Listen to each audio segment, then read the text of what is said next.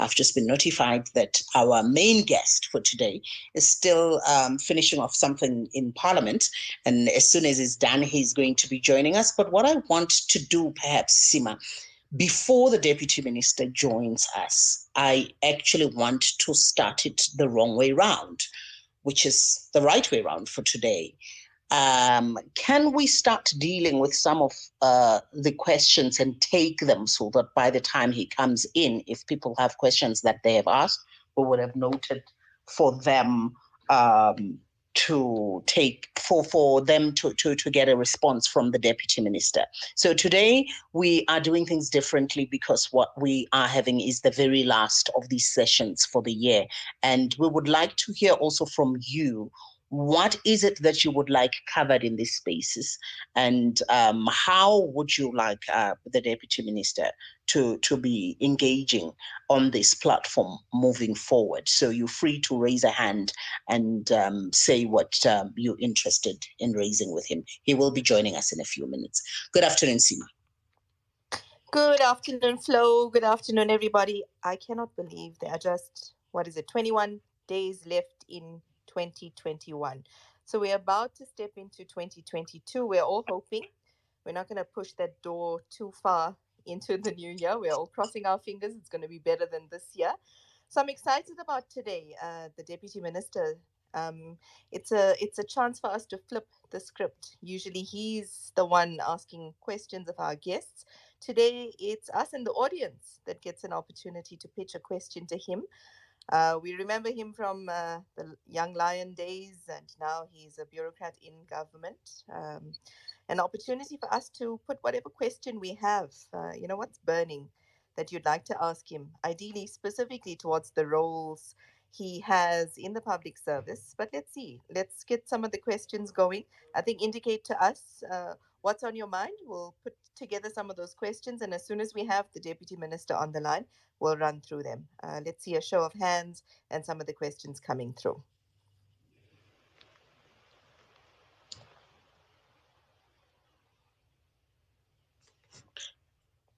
Thank you, Sima. So the way I see this working also for this afternoon is I've got a list of what I regard as the burning questions that are frequently asked in the higher education space.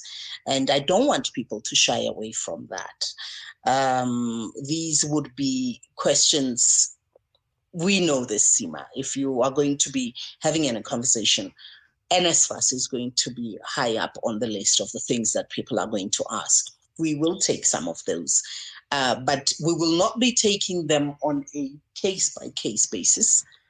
We will still take the queries, by the way, and let the systems that normally happen once a query has been brought through take care of that.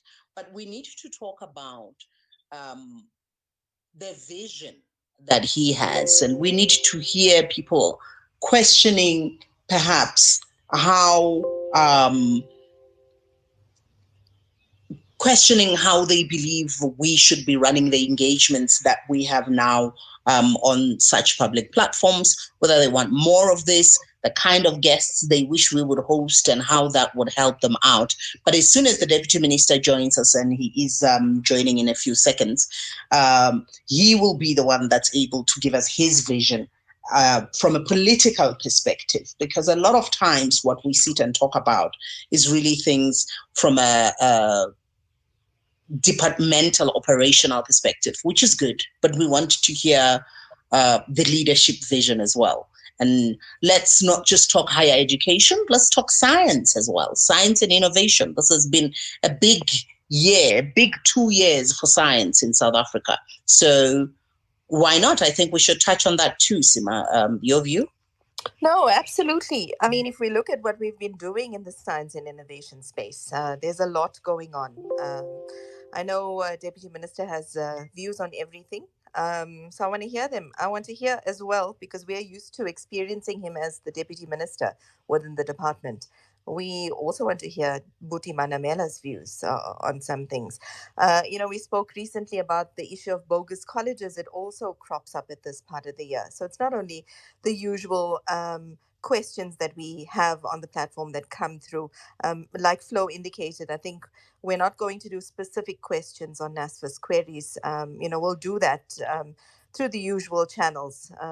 We'll obviously touch on the issue, but I think the science and innovation side of it is critically important. We're seeing now the importance of vaccines. We're talking the possibility of a mandate. And I'd like to hear specifically from Buti Manamela. What does he think about that?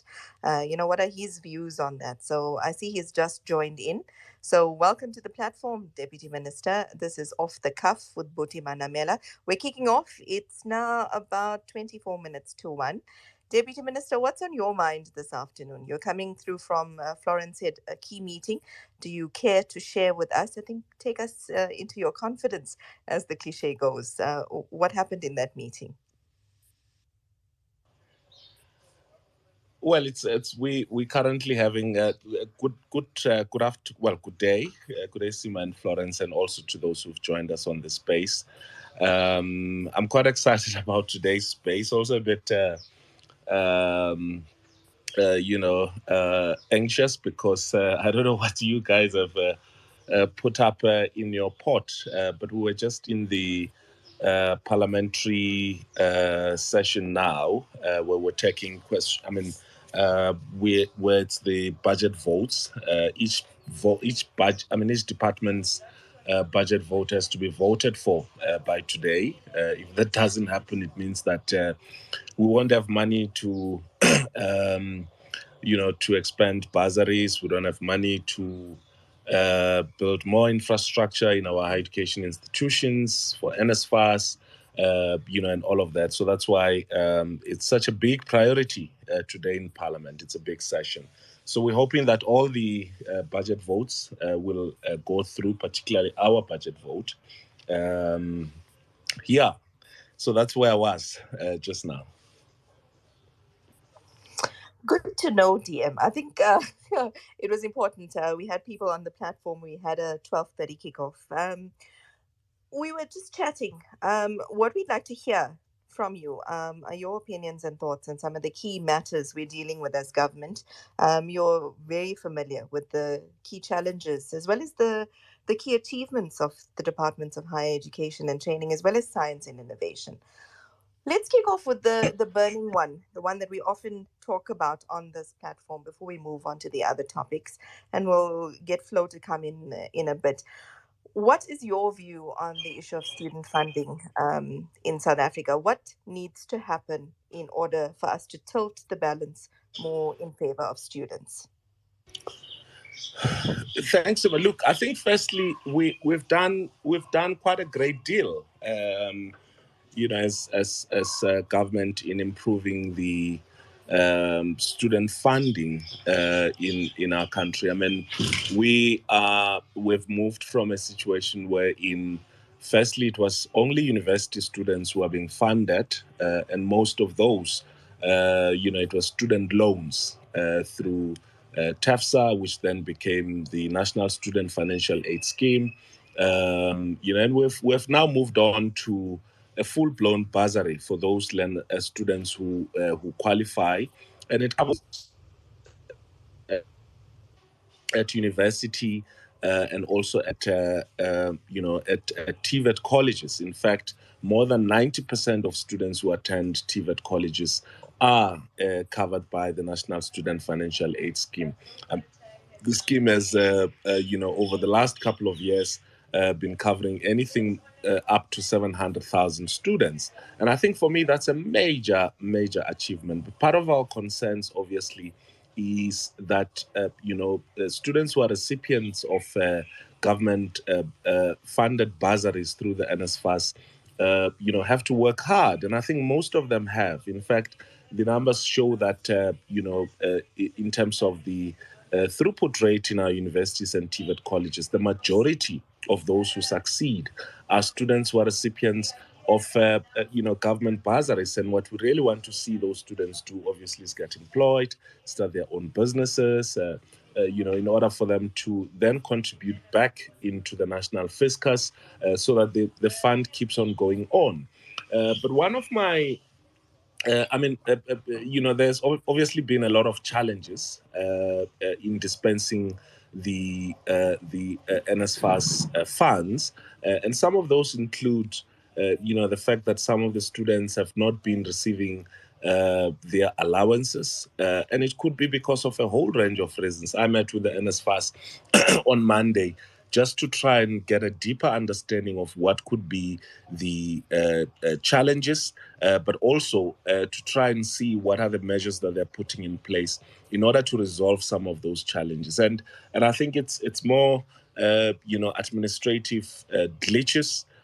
Some students, apply for NSFAS and then apply for two institutions, and then they end up not not getting that funding from the NSFAS, and a whole range of other issues. But I think the crux of what we need to be resolving in terms of student funding is that all the students who are being funded by NSFAS get their allowances, on time, and also that they stay in decent accommodation, and I think once we can crack that, and I mean we've made significant progress because we're having fewer and fewer students now who are facing these challenges in terms of them receiving their allowances. But it's something that I really want to see us having resolved. And part of the things which we raise in the ministry, and I know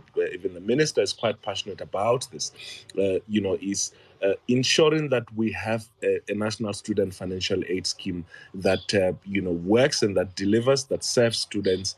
And I'm quite happy and excited with the CEO and the senior management and the new board for the kind of energy that they've put into that institution, and we really want to see that progress. One of the big debates, which I think we are probably settled enough to start, is what kind of contribution should students who are recipients of the National Student Financial Aid Scheme be making back into their communities? This could this could include some form of community service, as part of their contribution for what they receive. But obviously, it's a debate that I think we will have to start with the student movement, and I know that they're quite keen to see those students who are recipients of the National Student Financial Aid Scheme in one way or another contributing back into their community. So, DM, I know you've mentioned the journey that students have with the NSFAS experience and the issue of funding. What would be your view on the private sector's contribution to the issue of student funding? Don't you feel that more can be done? Is enough being done at the moment to support government's efforts towards student funding? We have actually a lot of contribution from the private sector. I mean, we engaged with them as part of this space to try and see what are they contributing, especially in terms of postgraduate funding, which is a big issue. I mean, we had to reprioritize so that we're able to cover more students who are doing undergraduate, and therefore it compromises funding towards postgraduate funding. And I think what the private sector should really be doing, in addition to whatever they are contributing into the student bursaries and scholarships and all of that, should include prioritizing funding for postgraduate studies. As we continue to mobilize resources towards that. And I think, looking at what some of the private corporations, some of the listed companies, and some of the profits that they are keeping in the stock exchange, in the money market, the some of those monies, could go a long way into helping us develop the human resource development of the country. So yes, there is a quite significant contribution from the private sector, but I think that we can do a lot more, to make sure that that contribution increases. And DM, I know you mentioned the TVET journey a little earlier in your first response. I want to take back a little to you specifically. I know we mentioned to everyone on the platform that this is more a conversation with Buti Manamela himself. You've come from a TVET background. How were you able to make it through? We know your history as a young lion, but to take us through this essentially is, I suppose, what is your advice to somebody who is thinking about a TVET opportunity next year? I mean, we know we're waiting for matric results, and then we will have an increase in applications. But how did you do it? Is your story one of inspiration for a student who is emerging from matric, or is in perhaps grade 11 this year? Take us through. Look, I mean, my studying at a TVET college was actually accidental, but probably some of my most exciting years in education. I was meant to study journalism at what is now called Swane University of Technology. So for some reason in that year, which I think it was 1996-97, there was a delay in the results, matric results. So so the university, I mean the Technicon at the time, couldn't accept me because I had my results outstanding. So I ended up going to study in a technical college in Mamelodi, where I studied electronics. And, from there on, I mean, I got to understand why we had so many challenges in the TVET sector. In fact, when I went back to the college after about 20 years, I've realized that a lot has changed in terms of what we do, what we provide as government in the TVET sector. At the time, I mean, as a student activist, we didn't have any form of student funding that goes to, students in the TVET sector.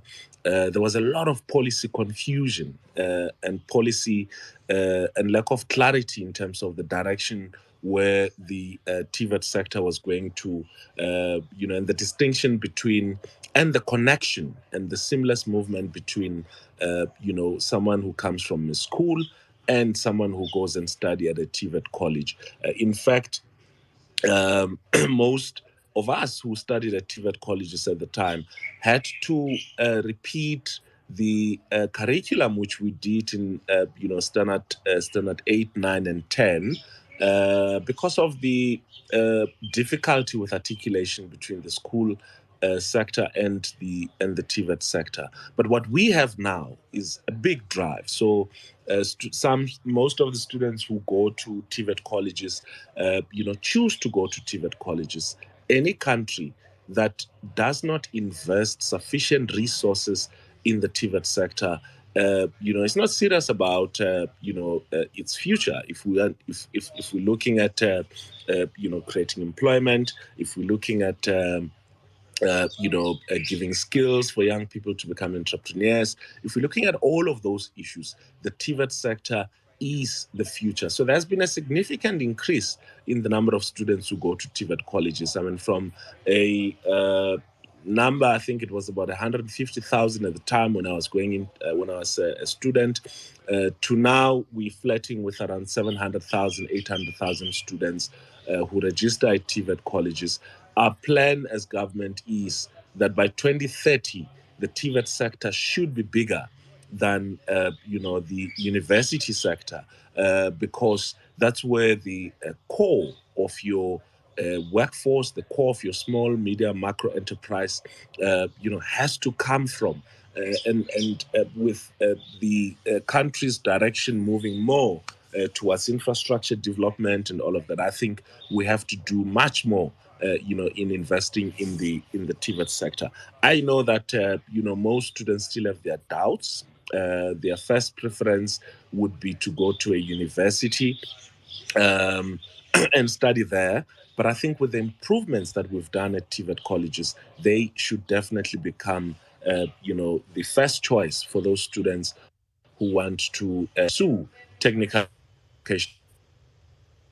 We have, top of the range facilities in some of our colleges. We have centers of specialization, which almost prepare learners for the world of work, given the kind of infrastructure and facilities that they have. So it's quite an exciting space. If you're doing your grade 10, 11 or 12, this year you've just completed, you can actually consider going to study at a TVET college. Apply for the NSFAS and apply at your nearest TVET college. Look at the some of the programs that they are providing there. But also, TVET colleges becomes the platform and connection for students to go and become artisans. So if you go and do your national certificate vocation, that's a very huge window of opportunity for you to ultimately become, an artisan. So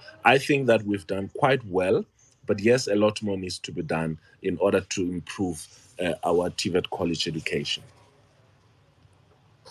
So, DM, on I think it was the end of October, I think it was the 28th, you launched officially the Center of Specialization. I think it was a partnership with the government of India. Take us through. You've mentioned your journey and you've said yours was accidental, but you're speaking here about an intentional TVET education. What is your main push to students who want to make that journey, and especially those who are undecided? We often hear it coming through. It's almost a second choice, or perhaps if I didn't get in for my first choice at university, then I'm considering a TVET Yeah, college. You yourself have said it was an accidental journey for you, but it yeah. worked out. What is your Yes. motivation for those kids who need to take it as a first choice? Why is it so important? Well, it's important because, firstly, it exposes to a workplace environment in that you get to work with the machinery that you're going to be exposed to in the workplace. But the second thing is that, there's a potential for us to have an army of small, medium, macro enterprises. I mean, if you ask a lot of South Africans, they will tell you that if they need a carpenter, if they need an electrician, if you need a welder or a bricklayer, the chances are that you're likely to get someone who come from other parts of the continent, particularly from Southern Africa, and it is because most of those countries, Mozambique, Malawi, Zimbabwe, all of them invested a lot of resources into technical and vocational education and training, and that's why you have, them in so much. Available, and that's why we want to encourage students to consider going to study at a TVET college intentionally. I mean, the Center of Specialization that you're talking about, which we launched in what used to be called Pretoria West TVET College, which is now Tshwane TVET College, is one of the examples of why TVET College education has so greatly improved. So together with the government of India, we've both contributed close to 40 million rands, towards state-of-the-art facilities which students will be exposed to. I mean, facilities that has to do, with 3D printing, facilities that's got to do with welding at a much more high level, facilities that's got to do with some of the rarest of skills that one can think about. So it's one of those platforms that I think should be encouraging and exciting for anyone who's thinking about going to a TVET college. And these are facilities that are all over the country. I mean, on sometime this week, we were launching a refrigeration and air conditioning skill center in town. And it's one of those facilities. We're doing this in collaboration with the German government, and it's one of those facilities which already those who have participated in it, have a potential of immediate employment, in that sector. So these are some of the exciting things that are happening. Most of the TVET colleges are moving more towards, skills that are needed in the future, or what we refer to as future skills. It could be 3D printing, it could be artificial intelligence, and all of that. And I think that, this is a great opportunity for the majority of our students to grab. Thanks, Deputy Minister. I want to bring Flo in. I know we were speaking a bit earlier about, it's interesting, Deputy Minister, you speaking about the tech side of things. We were talking about South Africa's incredible scientific capability, which we've seen come to the fore really in the last few weeks or so. Flo, do you want to take us through? Deputy Minister had an interview yesterday and the key topic that he touched on. I think before we even touch on the key topic from from yesterday, it's important, Deputy Minister, to paint a picture of the world of science and innovation in South Africa, and it's been an obscure, in a way, space to the public. Science and the people is not something we discuss a lot. It's not an out there thing until we are hit by a pandemic and boom, South African science, South African scientists are the talk that are on everybody's lips quite often. What, from your perspective with the ministry, with the minister, are the important things to look at with regards to science and our contribution to investment in research and development in the country? Yeah, this is quite an important area of engagement, I think, for us as a country.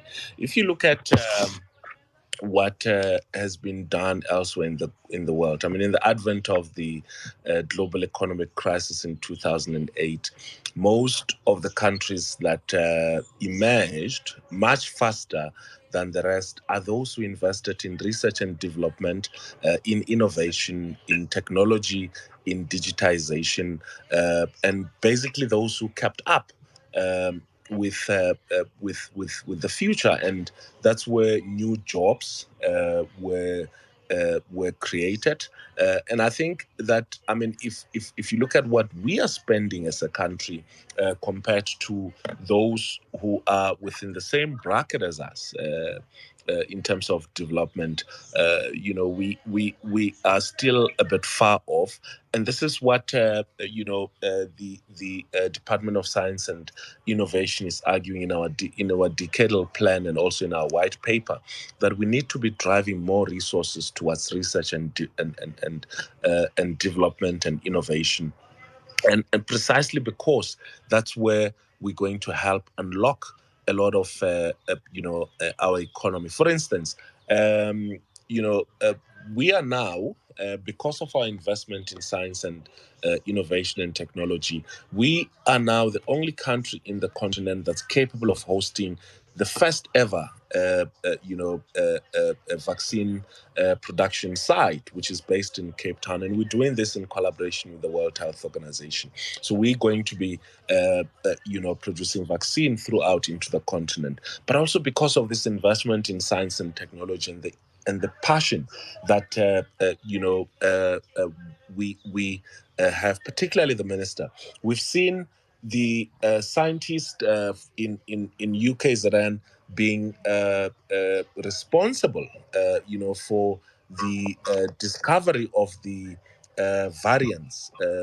I think both beta or delta, if I'm not mistaken, and the current one, Omicron.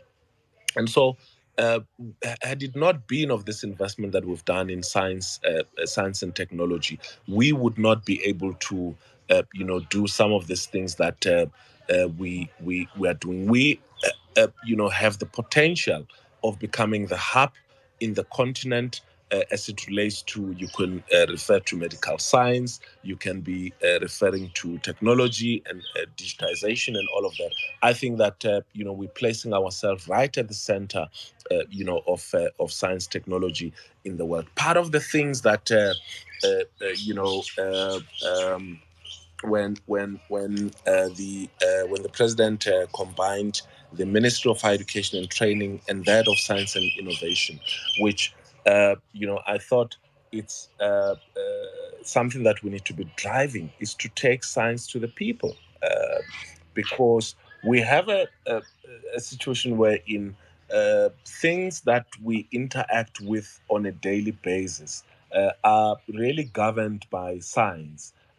And we have, in a way in which scientists, tend to speak in their own language and almost amongst themselves. And I think it's important that we begin to decipher without distorting science, but also bringing it to the basest of levels. And part of the confusion, for instance, with the vaccinations and whether one will vaccinate or not is precisely because of the wall that may have been built between what scientists say and how society interprets and understand, the messaging. And so I think we really have to be quite considerate and patient with the fact that there's been a science world that has been existing out there, and certain disruptions that happens in society begins to expose the gap that exists between the scientists and the South African population, and how we bridge that gap so that all of us are able to understand. I was having a chat with a young doctor who went to study in Cuba, and he's back. He's graduated. He's doing a community service in one of the hospitals in KZN. And he was saying to me, in Cuba, when you go into a hospital, you get, anyone, whether they are 10 years old or they are 70, 80 year old, they'll tell you what their disease is. They will tell you what kind of medication they are taking in order to deal with that disease. They will give you their medical history, and I think for me that's quite revolutionary in having people across all ages having to go and see a doctor and say, look, I have a problem. This is what I think the problem is, and this is what I think you need to help me. As opposed to me collapsing here now, and then when I get to the to the doctor, I'm like saying, no, it's painful here, without really understanding the science behind it. And that's why I think we really need to be moving towards to get people to appreciate science, have science for the people. So perhaps what you're saying is that we need more public education with matters of science, and even with the Cuban example, it's about public health education. And we seem to be lacking quite a bit on that one. And that is why we even find ourselves at a place where we are now with the uptake or the lack thereof on vaccination. Would you agree? Well, I mean that's partly the reason, but I was looking at the numbers this morning. The Minister of Health was making a report on the status of COVID-19, but he also spoke together with some of the experts that were with him there.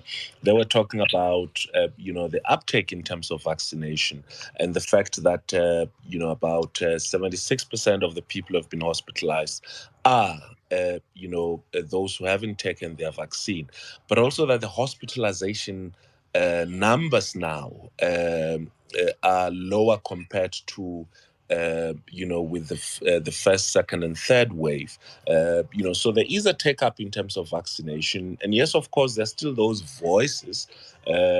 People are still hesitant. People are still concerned. And all of that. And I think a rigorous and vigorous public education around science, around, public health, and all of that. I think it's important. And it has nothing to do with, people's LSM or people's level of education. The contrast. I was in Bembe on Wednesday yesterday, and we're doing a very lovely project there. But as I was interacting with some of the chiefs there and all of that, trying to get to understand what's people's appetite around vaccination. Exciting numbers that are coming out from there, and they say, look, it's more so people are more receptive towards it, towards vaccination in those areas. And in fact, if I'm not mistaken, I think Limpopo is the highest in terms of the number of vaccination. And yet, you go and interact with people who are educated or who are in a higher LSM and all of that, who are a bit resistant. So it's not about people's level of education. I think that's important, but it's about people's concerns and people's exposure to some of the false media or fake media that is being spread, which pushes people into their corner. So that's why I think tend to agree with you that a rigorous public education on science generally, and the possibilities of science, and more particularly in this case with regards to a vaccine and vaccines and how they work, so that we can begin to see more uptake as it relates to that. Thank you, DM. I want you to start thinking about technology and innovation with regards to TVET colleges and what the synergy of having DSI and DHET coming together in one ministry should ideally be bringing up on this. But first, I just wanted to remind everybody, yes, you can send your requests to speak and also send a DM to SEMA just to give briefly what you're going to be speaking about. And then we will be accepting your requests and taking your questions. Also, you are part of this conversation with Deputy Minister. DM, I want you to give us perhaps an appreciation of what plans or what the vision is with regards to innovation within the TVET space, because it seems to be something that for a long time would be saved for the top universities, so to speak. And now that we're talking about these amazing centers of specialization, and we are looking at making TVET education fashionable and hoping to grow it, as you say, to be bigger than the university space by 2030, what is the innovation plan for the TVET space? Yeah. So in our first meeting with the minister, after being appointed by the president, one of the top discussions that we had was, how do we get to drive innovation at a TVET college level? How do we, firstly, build capacity, and most of our TVET colleges now, have appointed vice principals who are responsible for for innovation. But secondly, how do we drive resources towards TVET colleges in order to incentivize those colleges which drive innovation? Something very exciting. There's an old man who's based in Garankuwa. I'm yet to visit his site, but I've seen his work, and he's working with TVET college students. They've built a car, they've built a chopper, and I thought, no, look, this is just impossible. It just cannot work, until they showed me their work, and therefore there's a lot of potential that exists, at TVET college level, which I think we just need to push, be it through investing resources there, or be it encouraging those who are already working on some form of innovations or another. And it varies from simple things. I know I've spoken about a car and a chopper, but there are TVET college students who are producing hair products that are suitable for hair of South African and African people. There are TVET college students who, are creating state-of-the-art furniture, or a whole range of products that are meant to cater the needs of the communities where they are based. And so it's something that we have to passionately continue driving if we are going to see more and more young people being interested at TVET colleges, to show them that whatever ideas that they have, they're not misplaced, and that those ideas could help resolve some of the problems that they have. One of the exciting things that the Department of Science and Innovation has in their innovation section is what they refer to as social innovation, wherein they encourage South Africans, to and are willing to support South Africans whose innovative ideas are meant as an intervention to resolve social problems. It could be, with the hydropower that is intervening now. As I said earlier, I was in Bembe, where it's going to be used for electricity generation, water preservation, and therefore directed towards improving the quality of agricultural produce. Or it could be, the use of lithium batteries in the Eastern Cape rural areas, for power generation.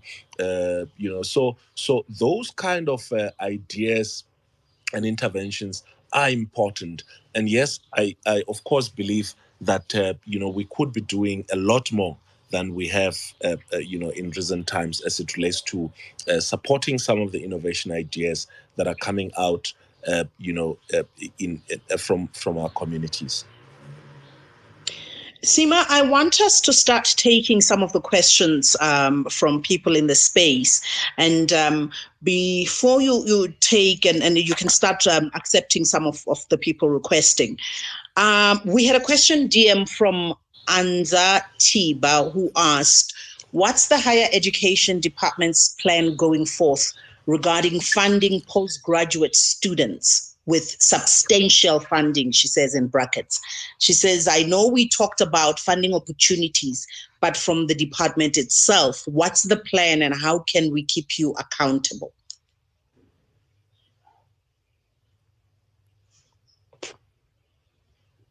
DM? I know we talked about funding opportunities, but from the department itself, what's the plan and how can we keep you accountable? Yes. Look, like I said, that there has been discussions in terms of what is available in terms of funding for postgraduates. The National Research Fund is one of the most critical platforms which provide postgraduate funding. But secondly, we have the National Institute for Humanities and Social Sciences, which has been doing great work in terms of funding for postgraduates. Most of the universities are doing their bit in terms of support for student funding. The reality is that with us having prioritized undergraduate funding, we have to mobilize a lot more resources from the National Fiscus. And it's a fight that the minister is fighting every year when it comes to budget time to ensure that we have more students being funded, at a postgraduate level. And I must say also that, the international communities through the various bilateral agreements that we have with different countries have also chipped in quite a lot in helping us, get more and more students funded, at a postgraduate level. Ideally, we should be having much more than what we have. So it's a discussion that the minister has asked a couple of people to look into, and what possibilities exist for us to be able to get more funds into all of these institutions and agencies that we've established. In order for us to increase student funding at a postgraduate level. Thank you, DM. I see, Sima, we've accepted quite a number of people. Comrade AJ, I'm going to give you the mic first, and then after that, we'll go to Joseph and to Mohau. Let's start with AJ. Flo, I just want to put a disclaimer, Comrade AJ. I think the Deputy Minister needs to know that Comrade AJ, in his bio, has said he's a Manchester United supporter. Over to you, AJ. That's the beginning of most problems. No, we're not going to have many problems this afternoon, Minister. Thank you. And good afternoon. Minister, I think I should be happy with your emphasis on TVET and how they should be made fashionable and so forth. But my challenge, therefore, is we can make all the structural changes on systemic changes to make TVET fashionable, but how or what are the plans, therefore, to make sure that this gets to your prospective students who are the ones who are supposed to go to these TVETs? Because the word on the street and out there is that everyone just wants to go to university. Everyone, when they were studying for their matrics, is that I want to go to university, I want to go to university. Therefore, this means universities are more popular than TVETs. And at the same time, TVETs are then taken as a downgrade of a university of some sort. So mine is to say, probably when I do get time to talk to matriculants or grade 11 sometimes, is to make sure that students get to understand that going to a TVET doesn't make one lower of a graduate at some point.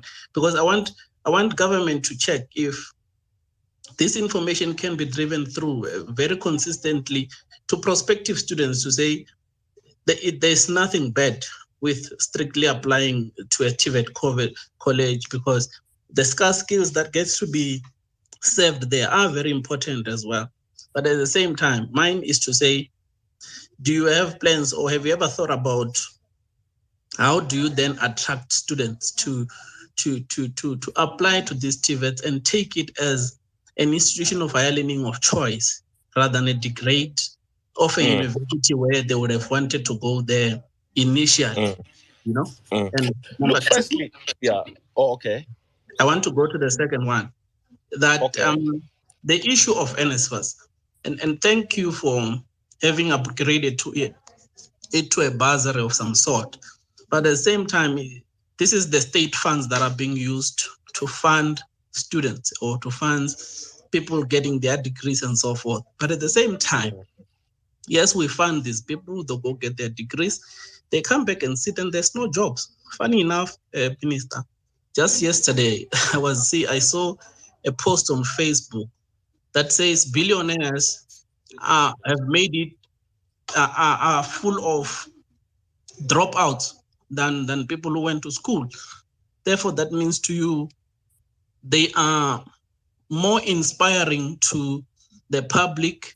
And it means then to a young person who does not have much direction to show, is going to say, that one did not go to school, but he's a billionaire. Therefore, I must just drop from school and do whatever I must to get rich, you know? So such thing, that means what I'm saying is that if the state is going to use funds to educate and to make sure these people get degrees, we need to then come to a point where your ministry, as much as it is not the main ministry for giving jobs, but you then need to work with the Department of Labor or even the Department of Health to make sure that those who have been funded, either from medical schools or whichever university or TVET, at least get to have a chance of a ComServe post. Because so that the next time, if after ComServe of 12 months they're out, they at least have some experience, they at least have some leverage to go apply for the next job. And therefore, these people, when they are working, they are able to pay back that money if it needs to be paid back, so that it goes to fund more and more of our people in the country. I thank you. Okay. Look, I mean, with your first question, I fully agree with you that we need to be doing much more to to promote TVET college education, and I think that we have to let TVET colleges themselves let their work speak, and that's what we're beginning to see. At some point, globally, there was a push for office jobs. So people wanted to be if you can just mute your mic, AJ. People wanted to be working in the corner office. People wanted to be working in the stock exchange. People wanted to wear suits and ties. So and all of those jobs were pushed through soft coercion. So movies were made about how cool it is to have a big corner office, and and all of those things, and therefore it created a disadvantage, particularly for careers that are pursued by by TVET colleges.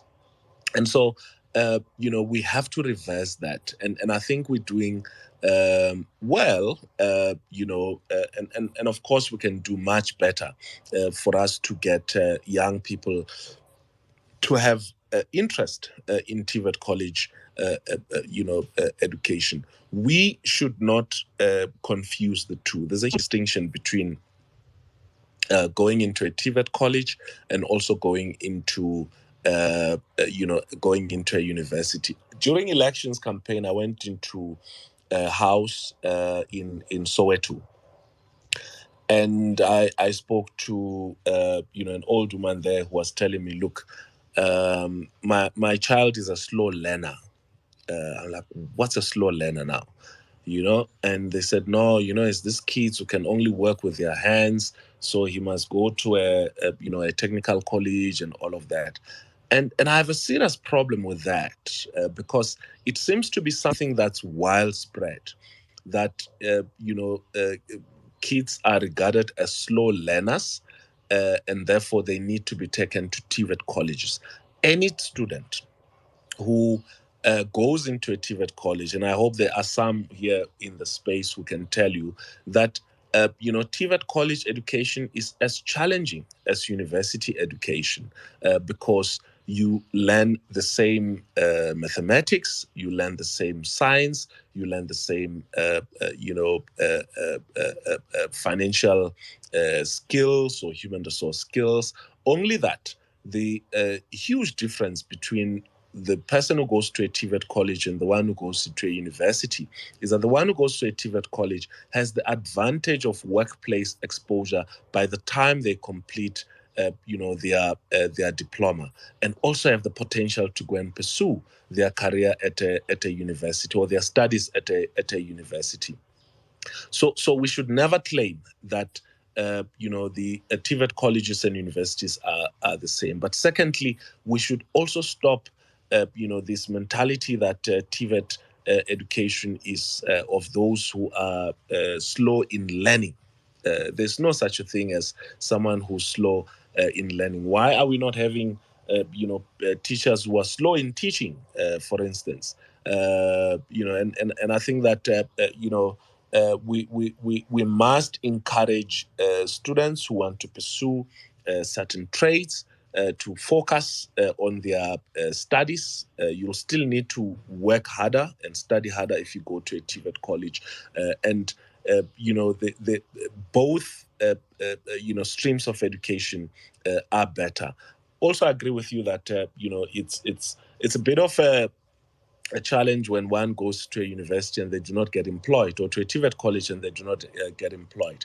But the reality is that unemployment amongst graduates is the lowest compared to anything else. If you look at people who are unemployed who have matric, or people who are unemployed who have got their diploma or some form of certificate or post school learning, they stand a better advantage of being employed than anybody else. So we shouldn't be fooled, and I know people always make examples. No, but Einstein was battling in school, this and that, and therefore school is not important. School is very important to give us the necessary skills and capacity for us to be self-sufficient as individuals, and as citizens.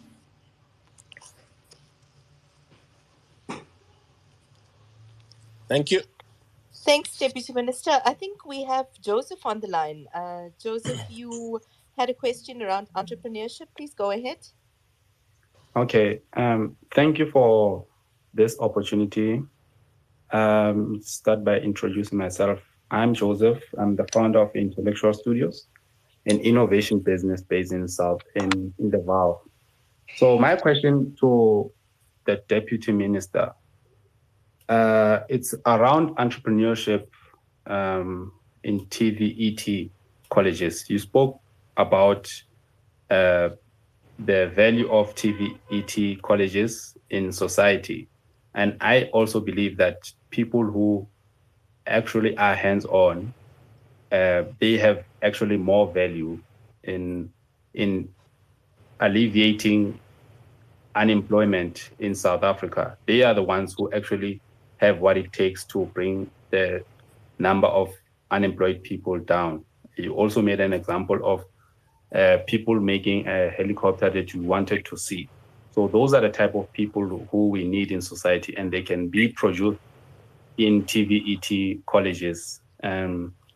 So what programs is your department taking to ensure that you not only produce job seekers, but you also produce job creators? And the second question that I have, which I think intellectual studios can solve for South Africa, is the question around fake certificates. We know many people who are in top positions who don't have their certificates verified, or they do whatever they can to actually enter into the job market with fake certificates. So, is there a program around uh, is there a government program around verifying if people who claim to come from TVET colleges verified, or verification of all the TVET colleges which claim to be valid, which are based maybe in Johannesburg CBD? Is there a verification process around that? And the last question I have is a controversial question uh, around free education. Is it possible that we can give top performing students free education, given the fact that they have what it takes to bring the economy back to what we want it to be? Thank you. Okay.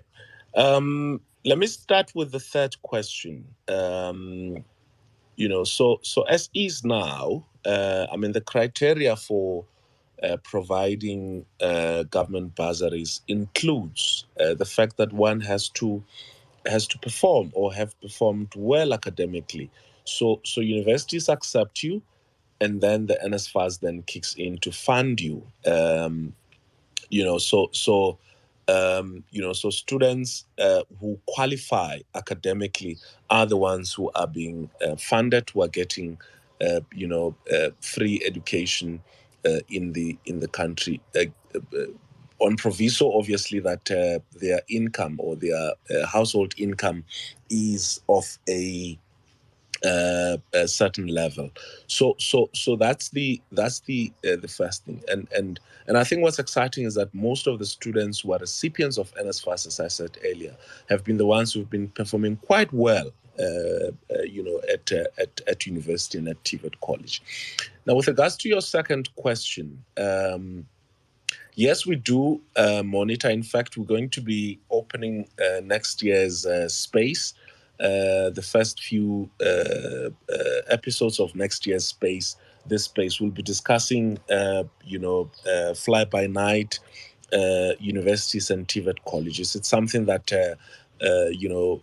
I've been driving in the department, so that we're able to inform students about universities and TVET colleges that are fake, that are fly by nights, that are not registered with the with our department, but also to help some of those to fully register all their program and the institution itself. So there is work done to ensure that we're able to deal with that. Then, with regards to entrepreneurship, I fully agree with you that entrepreneurship is going to be at the hub of creating employment in the country. The numbers that we're seeing in India, for instance, with youth employment being on the rise, is precisely because of the investment that has been made in terms of innovation and entrepreneurship at both university and at TVET level. So one of the things that most of the TVET colleges are doing is to create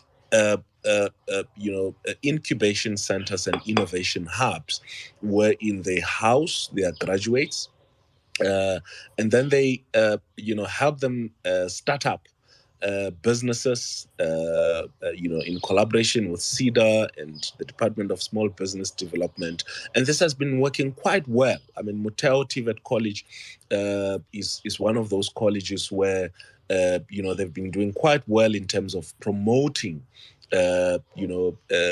innovation and entrepreneurship through their incubation center.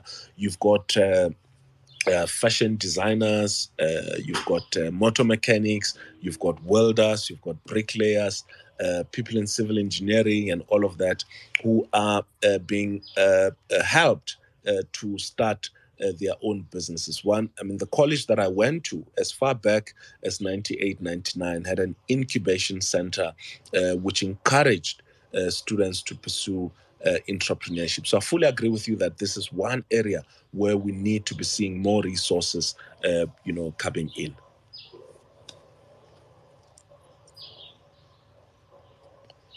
Okay. Thanks, Deputy Minister. I know we've got Mohau on the line as well. I think Mohau specifically has a question around entrepreneurship and the department, and what is exactly being done by the education sector to ensure that employment opportunities are created. Mohau, please take us through. Okay. Thank you, ladies. Good afternoon, ladies. Good afternoon, Prime Minister. Thank you very much for the opportunity and the Prime space. Minister, that's a new one. Thank you. Prime Minister, that's a good blessing. I must say I received I'm the Papa. Prime Minister of this space. PM. Okay, Mohau. So, South Africa, we currently sit at plus 70% youth unemployment, and that number, some of it is made up of graduates. And in recent years, the economy as well has been faltering by way of growth and also in inclusion terms. So I have a question written down here. I hope I can put it out adequately. So a lot of work has been done in improving access to education, higher education, and primary education, and ensuring that we have more young people, black previously disadvantaged people going into universities, TVETs, and so forth. So the question that I have is on the platforms that are debating solutions to the challenges around unemployment and the economy, economic growth and inclusion. What is the education department's submission on the solution to address these challenges and set the country on a path of economic growth and competitiveness in industries of the future? So the question comes lightly in. We do say that the youth is, the future, and that's well documented around the world. Most of the products and services that we consume around the world are largely the makings of, young people who've received the education, the support, and so forth in countries like the US and so forth. So the question is, what is the education sector's submission on how we can set the country on a path of, Yeah. Yeah. No. I get your point. Look, the president announced late last year or early this year the country's economic recovery plan, and that economic recovery plan had a whole range of pillars which we then said through the minister that we need to identify skills that are going to be needed in order to support that economic recovery plan. And those skills, speak to, what's needed, for instance, in terms of infrastructure development.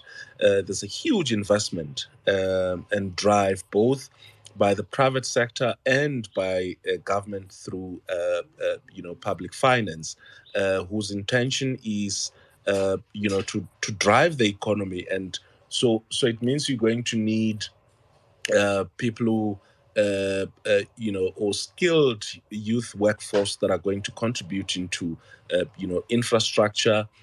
And this is not something that is new, that the education, particularly higher education sector, has been doing. When in the previous administration, when the drive was and still is, towards building an oceans economy, we contributed a lot into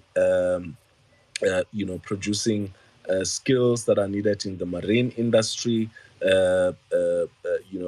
When there's a need now in terms of the pressures that we have in terms of health and the COVID pandemic, there's a drive to produce more skills in the health sector.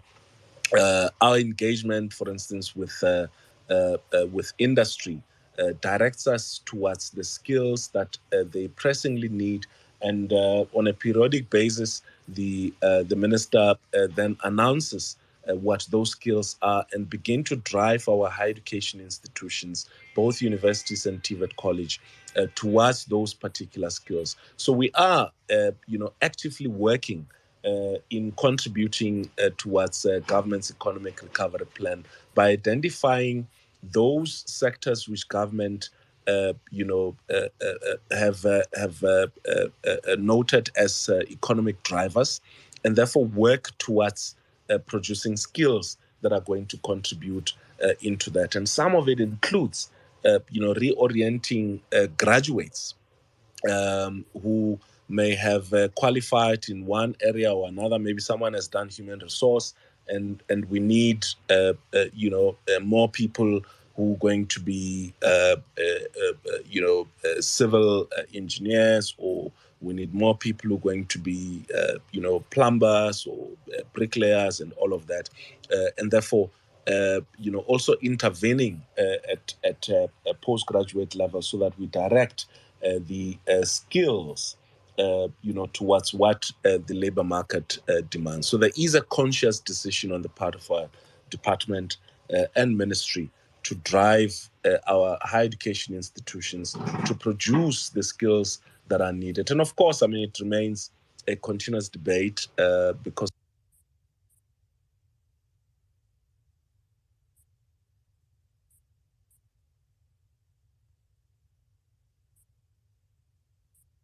but it's a fight. DM, but I think it's a we lost you there for a little bit. If you can just repeat your last 2-3 sentences. Yeah, what I'm saying is that we are driving institutions of higher learning towards the specific skills that the economy needs.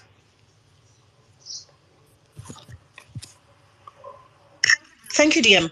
And I hope you answered Mohau. I'm going to take Mushi and continue to request that people do put up their requests to speak, and to DM Sima and indicate what they would like to talk about. Remembering that today's discussion is an open discussion with the Deputy Minister about all his work within the Departments of Higher Education and Training, and also between the Department of Science and Innovation. And if you can find the synergy between the two with the questions that you come with, that's also fine.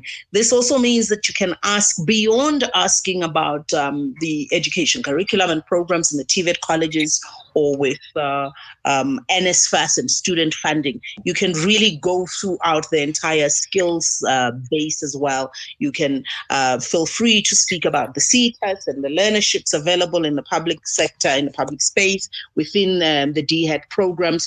And you can speak about the work of the CSIR and all other innovation agencies and science and innovation agencies.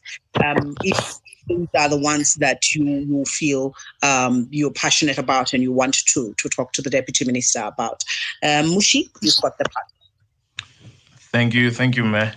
Good afternoon to everybody listening and the Deputy Minister.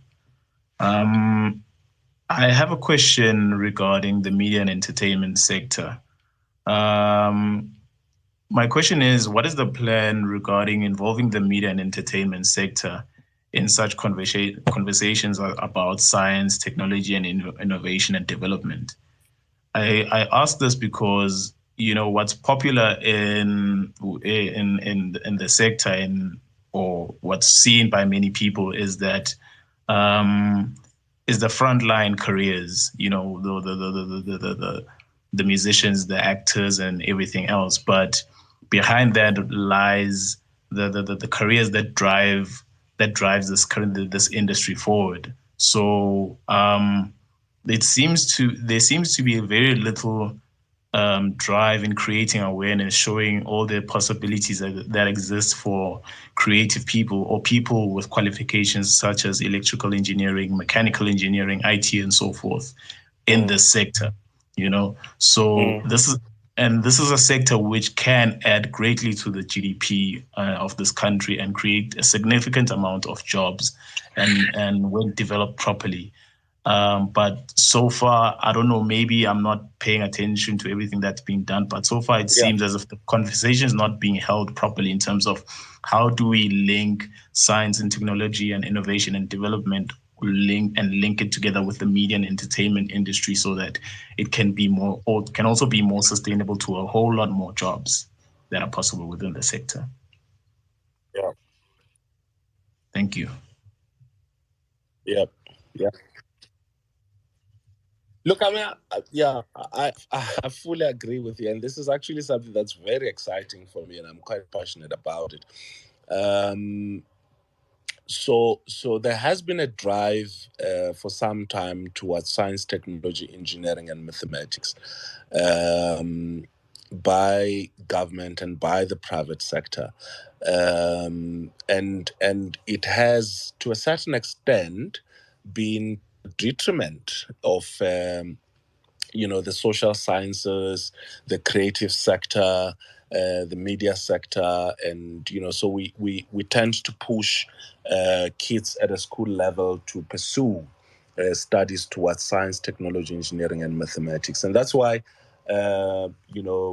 this, I think, would be the third or fourth year that we've been hosting a heritage expo. We couldn't 1 or 2 years or so because of COVID, but the intention of the heritage expo is to expose kids at a school level towards the creative sector. We have in the Heritage Expo, which is publicly available and can be publicly attended, where we have master classes. You get musicians, actors, dancers, poets, cooks, fashion designers. You name them, musicians, all of those. Conducting master classes and interacting with kids at that level, and really encouraging them to pursue, studies at our universities and TVET colleges that focuses on this area, because these are also very, very important, areas that and passions that drive. I mean, that should be driven, and I think also parents have an important role to play. If you ask. Florence would probably be one of the few who was actively encouraged to study, in the creative sector. But when I said to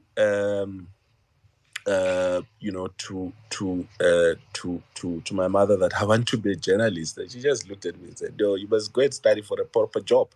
What's being a journalist?" So the entertainment and media industry and creative industries have not really been seen as important industries, and therefore have not really been catered for fully in some of our education institutions. But we're beginning to see some changes, in that regard. You find that someone graduates as a civil engineer, and then they go and intern at the Market Theatre, because their passion was more into acting as opposed to building grand bridges and roads and all of that. So we are actively doing our bit to encourage students, to pursue all of those studies. And I fully agree with you that the, science, technology, and innovation play or should be playing an active role in, integrating and acknowledging that these are also important skills, and we've begun to include that part of the ministry in promoting not only science, technology, engineering, and mathematics, but also in promoting science, technology, areas around or in the creative sectors. Thank you. Can I add maybe one more thing, if you'll allow? Yeah. So one thing that I've also noticed is that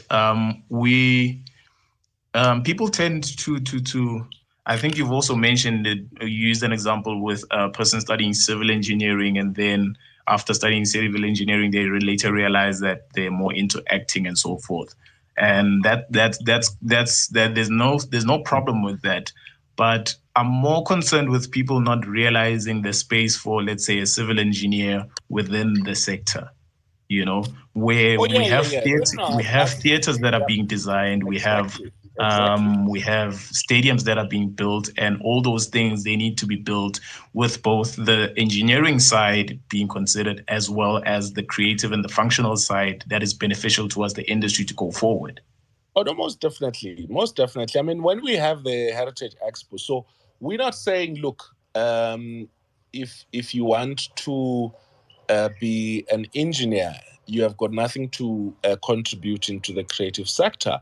I mean, an example which I always give is you don't have to be, a cook if your passion is in food production. You could contribute into the technology around food production. In saying that these technical skills, science, technology, engineering, mathematical, and mathematics skills are very, very important in contributing towards the creative sector, and that is also included in the Heritage Expo that we have. Thank you. All right, thank you. Thank you, Mushi. That was a really beautiful question. Man after my own heart. Thank you for speaking on these things, because absolutely the technical side of the media and entertainment industry is not one that gets spoken about a lot. And I'm thinking a broadcast engineer is somebody that we need every day of our lives, but we don't think about them as a person that affects us every day. Otherwise, we wouldn't even be able to wake up and watch the news. Can I take igama lakho Buti balwaphi? Is that Tamingo? Which one must we use? Is it Balwapi or Tamingo? Which one works better? No, either way, I All don't right. mind. Yes. Okay, thank you very much for the opportunity, and I'd like to greet, everyone there on the space. There is only one thing that I want to emphasize, the importance of TVET colleges, because I'm the product of TVET colleges, and I'm working for one of the power station in the country. I'm the ops manager, and I can tell you that much, most of the power stations, they've recruited a lot of people who are coming from the TVET colleges, and they're doing very well, So I think the only thing that lacks, that I believe that the Department of Education is not doing enough, is to market the TVET colleges, and is to make people to believe that, it does not matter if you're coming from the TVET college, you're not smart enough, or you can't make life out of it, So that's the only thing that I want to emphasize to Most PM. definitely. Most definitely. I mean, Balwapi, if you can be one of our ambassadors, because I think it's even much more powerful when it comes from you, who's a TVET graduate, who's already working, who's working with and I really appreciate that, and I think think please continue being, our ambassador for TVET colleges, because, yes, a lot more has to be done in publicly putting TVET colleges out there, and so we need more people like you to speak out and to help us to send out that message that TVET colleges are not secondary to universities, and that there's a distinction between the two, and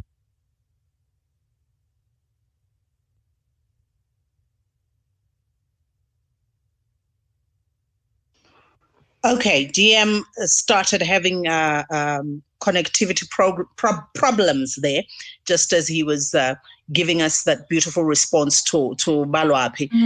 Thank you, Balwapi, for this, because, it's important to hear from people who've been through the TVET system, to be the ones coming through and giving testament to what that education can do for a person. Siyabulela, Buti. Mefro M. Thank you so much. Thank you. Mefro M, let's give you the platform. The Deputy Minister is reconnecting. Let's give you the platform. What is it that you would like to engage on? And you will be the last person, I'm assuming, that we take before we wrap it up. We're supposed to end at 2. Mefro? Hi, Bo. Simayo Mefro does not want to speak to us. Sekani Hurni. Mevrouw, wil jij niet met ons praten? Okay, we're going to we'll give you a chance again. I don't know why you've requested the mic and now you're not using it. If you're having trouble activating that, indicate to us. But otherwise, just raise your hand when you're ready to speak. We will be able to give you a chance to talk to us. Guys, today's interaction really has been about giving the Deputy Minister an opportunity to lay a few things out and have a conversation with you. But what I would like to see getting out of this is some suggestions on what you believe we need to speak more on. I like that Mushi brought up an issue of training for the technical side of media and entertainment, and I'm going to do what I can to influence a space that has specialities around that, so that we speak on issues like this. I'm known to be quite vocal about how the technical side of the entertainment, the media and entertainment industry does not get catered for a lot. And I want to see more of that rising within the TVET system. And I know that a lot of engineers within the space come out of the TVET system already anyway. Mpo, you had requested to speak before and we added you, but we seem to have lost you at that time. Can I ask you to please go ahead? We are noting your question. Is Mpo lost again?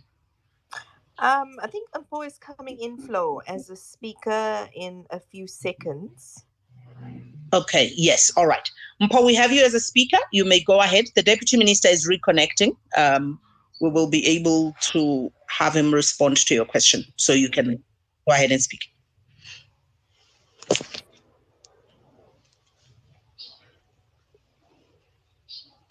Mpo?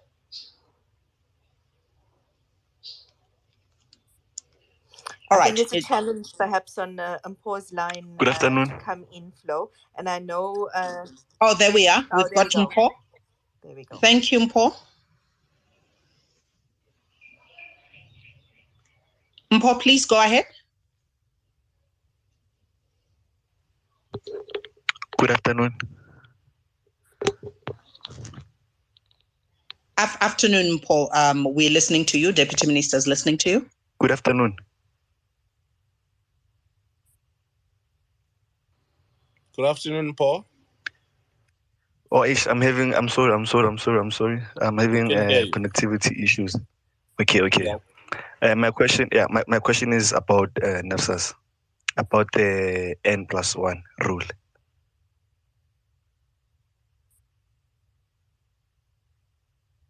Please go ahead and Can you hear me? ask. We can hear you. Please ask about the N+1 rule, the N plus rule. Can you hear me?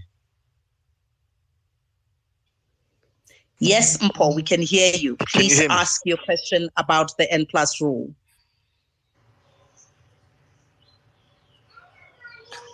Flo and Deputy Minister, I think I'm going to come in and help him. He's having connectivity issues, but he did send through his question. So I'm going to take you through the question. He said, "Good afternoon. I am a UJ student and I'd like to ask the Deputy Minister a question regarding NASFAS. If a person registered for undergrad qualification at the university for the first time in 2018 and then changed the undergrad qualification the following year, which takes 4 years, will that person lose the NASFAS bursary because of the N+1 rule?" So that essentially is the question, Deputy Minister.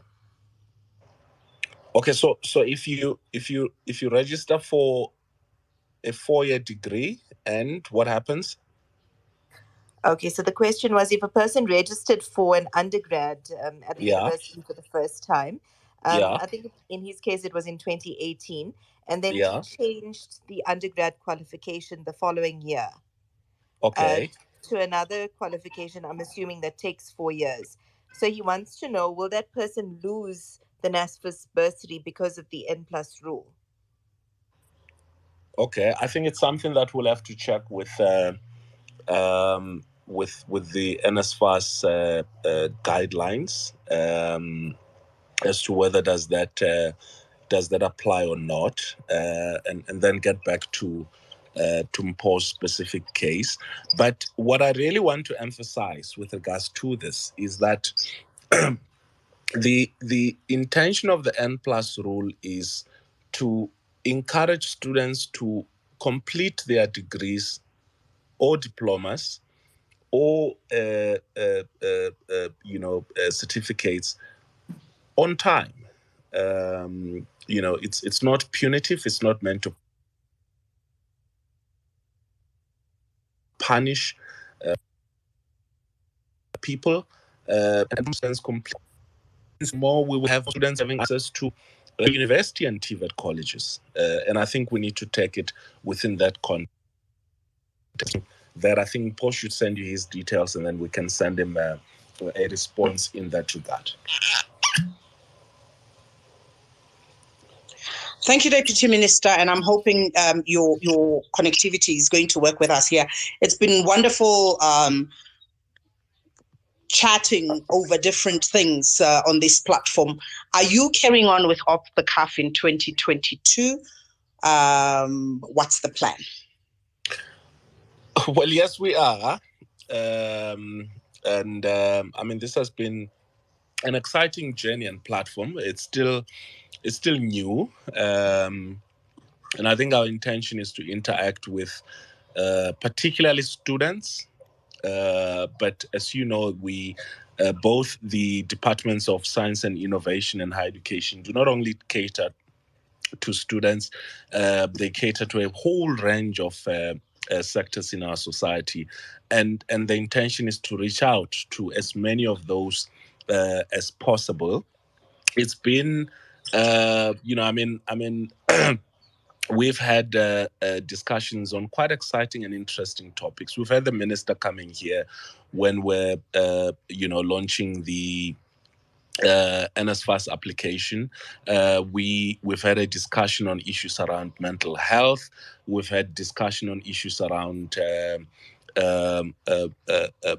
gender-based violence and what's happening on our campuses. So we've had an array of discussions which we're hoping to continue into next year, because I think this is an invaluable contribution towards dispensing information to citizens, and information which they could obviously use broadly in their interaction with government, but in particular with our department. And so one of the things which would really want to see, especially to those who've been consistently logging on onto the space, is what are the things that they really want to know or to hear us discuss in the space in 2022. So I'm really looking forward to this in the next year. And, and I want to also take this opportunity to, because this is the last space for the year, to wish everyone, well in the festive season, for them to take care of themselves, to ensure that we there's Omicron out there on a rampage. Let's mask, let's wash our hands, let's sanitize, let's maintain social distancing. Let's vaccinate. That's also important. But also let's drive safely, because this is that time and period wherein we are experiencing a lot of car accidents, but also to students in particular. It's time to rest, relax, reflect, and hopefully you've done well in your examinations, and that you will be progressing to the next year of study. And we'll also be welcoming a lot of students next year from grade 12. I wish you all the best.